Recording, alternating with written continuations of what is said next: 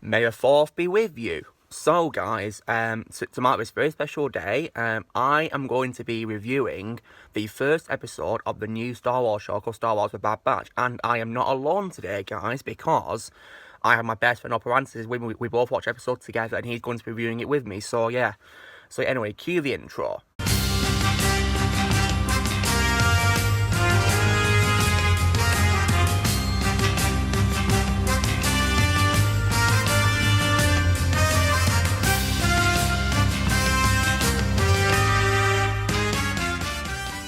So guys, this was an amazing episode of the show and like a great premiere. I really loved it. It was incredible.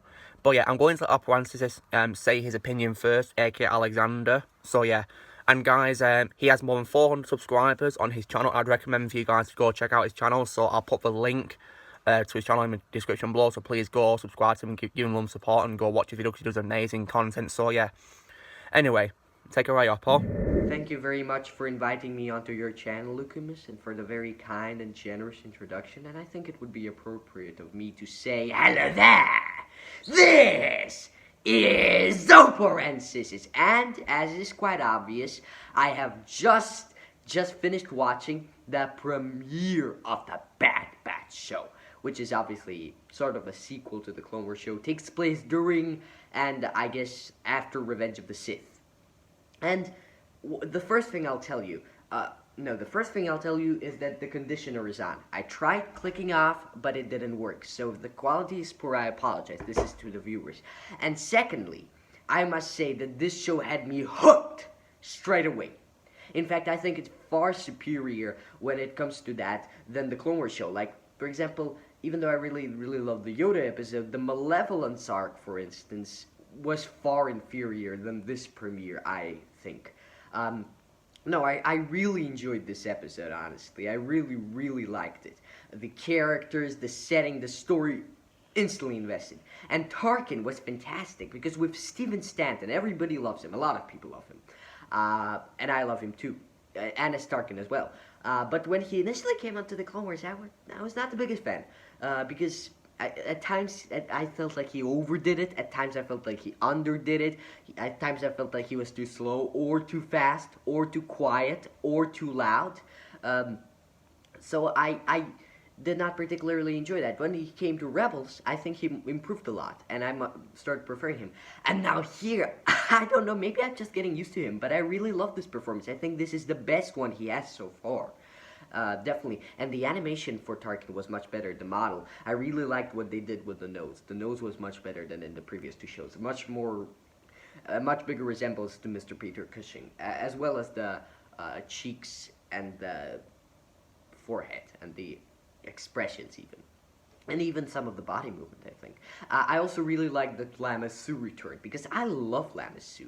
I mean, really. And I was hoping that they'd get Anthony Felton from Attack of the Clones back, but I know that the Clone Wars didn't get many of the film actors back, so I was fine with Bob Bergen returning, because he does a pretty spot-on Anthony Felton impression anyway, and Tan Wee being here was fantastic, and I didn't notice her until Lucamus pointed it out to me, by the way.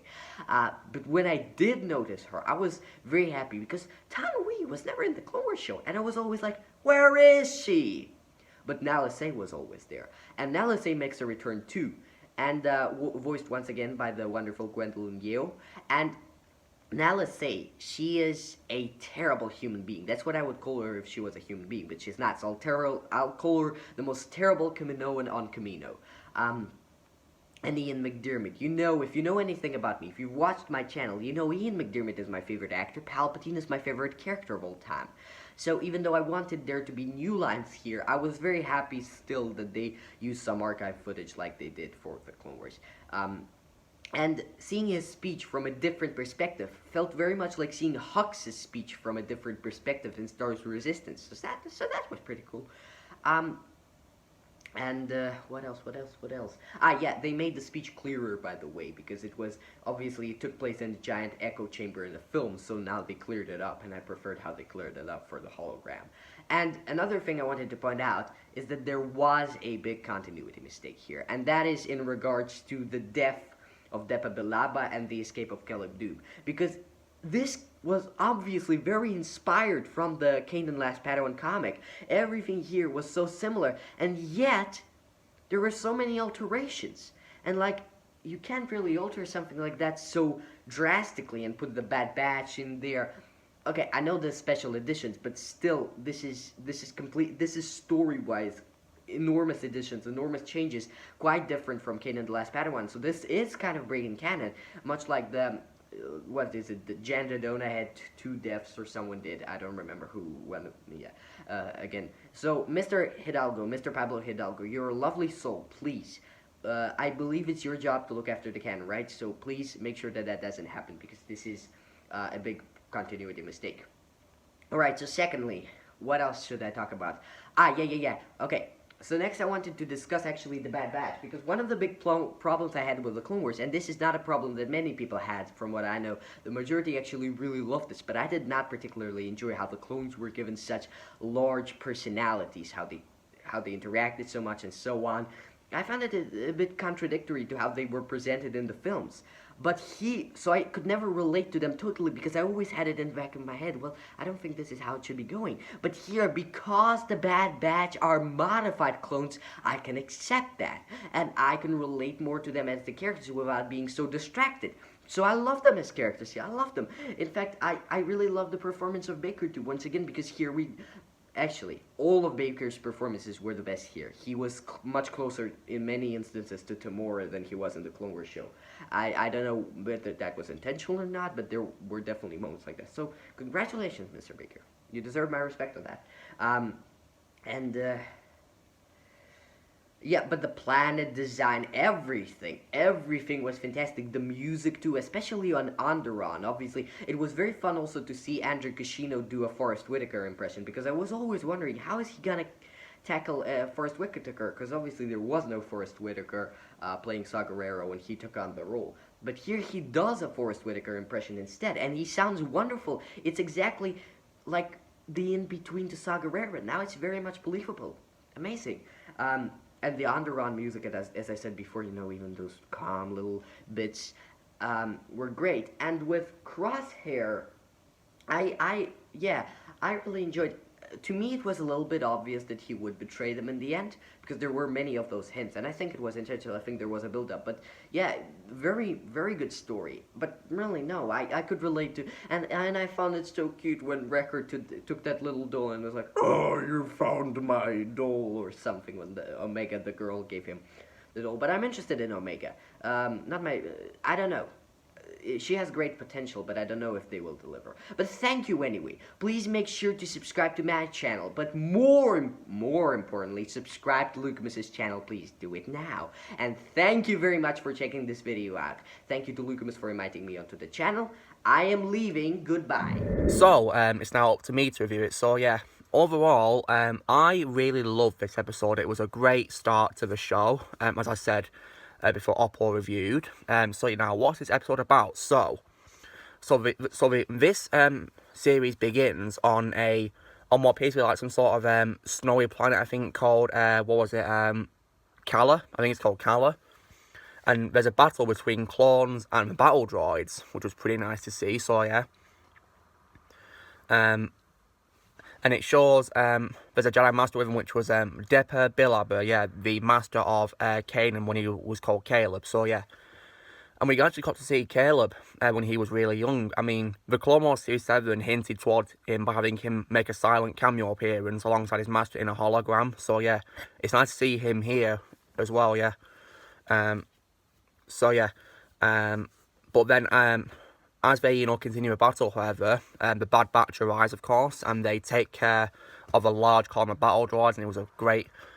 The visuals in this episode were brilliant, I'm not going to lie, they were absolutely spectacular. Like, they really did an amazing job, they did a great job with Series 7 visuals, and they definitely did it here. It was brilliant. They did an amazing job. So, yeah. But, however, all is not as it seems, because soon it all goes wrong, because Order 66 happens, and it came out of nowhere for me. I was really shocked when I saw it. I was like, oh no. It was very surprising, it came out of nowhere, and Alexander told me that was his favorite part of my reactions, because we watched it together, and he saw my reaction, and he was, he loved my reaction when I was really shocked, so yeah. So yeah, and unfortunately, Master Bulliver is killed by the clones as they open fire on her, and then we don't see her again. And Caleb runs away, afraid, which is understandable. And then after that, Hunter, one of the Bad Batch members, is confused. He has no idea what's going on. So it appears as though the Bad Batch has not been affected by the Order. So yeah, and he tries to reason with Caleb, and tell him on the same side. However, Crosshair, decides to follow the Order, basically, yeah. Because it's the only order that's going out on all the comms of a Bad Batch, as explained by Tech, the scientist one who wears the glasses. I gotta say, his glasses looks a bit like, Dr. Pershing's from Mandalorian a little bit, very similar design. So yeah. Now, so Caleb hides in the tree, and but Crosshair tries to stun him. So Caleb thinks they're lying and runs away, and he manages to leap over a large gap, which was pretty cool, actually. Didn't think he'd do that because I think he's only a Padawan. So yeah. So it appears all the entire Bad Batch, Hunter, Wrecker, Crosshair, and Tech, and Echo, they don't appear to have been affected by Order 66, which was sigh of relief, really. But Crosshair, however, seems to be the one who wants to follow the Order, because as he says in the episode, good soldiers follow orders. So yeah. So after Caleb escapes, Hunter, lies to Crosshair, saying that Caleb fell down the gap. So yeah, Crosshair scans it, and he suspects that he did fall to his death, and he leaves with the 3 regular clones who have arrived to try and execute Caleb. And then they head back to Kamino. So we got to see Kamino again, guys. And I gotta say, Kamino looked incredible in this episode. The visuals were spectacular, the CGI. And because of the lighting, guys, it felt like I was watching like a deleted scene from Revenge of the Sith. I'm not kidding, it was amazing. Like, it generally felt like I was rewatching Revenge of the Sith because of how amazing visuals were. So yeah. And as they're arriving, we also got to see the V-Wings starfighters, which was pretty nice to see after we last saw them, of course, in Revenge of the Sith. It was nice to see them. So as they're heading through, the corridor, passing, the other clones, they hear that a level 5 lockdown, as we said, is in place, and they've got to go to a command centre. So yeah. One of the shock troopers there, passing the red clones, mentioned they've missed the end of the war, and mentioned that General Grievous is dead. So yeah. So it's clear this is taking place at the same time as, towards the ending of Revenge of the Sith, which is pretty cool. So yeah, and they return, of course, back to their little room. It's like, like a little, looks like a storage room in a way where they are living, which is, it was pretty nicely designed, I'm not going to lie, it was pretty good. So yeah, now, then after that, they are then told they've got to go to an important meeting, and apparently it's one they don't want to miss, according to Hunter. And Tech says the first time for everything. So yeah, so and of course in the staging area they stand in attention as Palpatine delivers the same speech from Revenge of the Sith about the forming of a galactic empire, and the Jedi Rebellion has been foiled. So yeah, and they used archive audio of Ian McDiarmid as Palpatine, just like how they showed us in the teaser trailer for the show. Now, one thing I will say is that I kind of wish that they, used they used more of Ian McDiarmid's voice, other than, the archive audio. Like, I wish they'd going back for new scenes, but he could probably have new scenes in the rest of the show. I'll have to wait and see. Another beef I have with the episode is probably with the whole, Caleb thing, because the thing is, guys, I didn't know this what Alexander told me, but if you guys have read a similar comic about, Caleb before, he joined, the Rebels, you'll be aware that, when his master dies, the Bad Batch are not involved in, the comic at all. So yeah, so it appears as though this show has retcon what happened. So yeah, which was very confusing. So it appears as though it's made that comic uncanon, possibly. Or maybe this show isn't canon. I don't know which is not canon. Oh yeah, and we also got to see a new character, which was a little girl called Omega. And I gotta say, she was a nice little addition, really, and she seemed Very friendly as well, yeah. And she gets to bond with, especially with Hunter as well. And we also got to see Nala C, you know, the Camino one from the Clone Wars voiced by Gwendolyn Yeo. She came back. And then we got to see an Imperial shuttle arriving, which was led by Tarkin. We got to see Tarkin, voiced by Stephen Stanton. And I gotta say, the design for Tarkin was a big improvement over how he was designed in the Clone Wars. Like, he looked, and the way he walked was just like our Peter Cushing, basically, yeah. And Stephen Stanton, love his voice. He does such a great job voicing a younger version of Tarkin. He's brilliant as him. Then we got to see him in a meeting with Prime Minister Lama Su, voiced by Bob Bergen, who came back from the Clone Wars. Bob Bergen is one of my favourite voice actors in the Clone Wars because he does an amazing impression of Andrew Phelan, you know, the guy who voiced Lama Su in Attack of the Clones. An amazing impression. That meeting was one of my favourite parts of the episode. I really loved that meeting. And then we got probably the funniest part of the whole episode for me. I was laughing my head off at this, which was where basically some regular clones noticed that the Bad Batch are sat together with Omega, basically. And they make fun of it. So basically, and he calls them a sad batch. So yeah, that, you know, offended Omega. So she threw some food at this troublesome clone. And he demands that he apologise. But yeah. But the regular clone bullies Omega, so. But then, of course, Wrecker backs up Omega. And he throws his tray at the clone, and this causes a massive food fight. Like, it was so funny. I'm not kidding. I was laughing my head off. Like, it was brilliant, yeah. But unfortunately, Tarkin witnessed this, so yeah. And he disapproved. And Echo unfortunately got knocked out.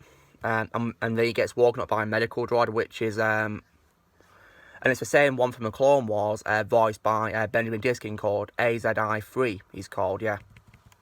So nice to see him back.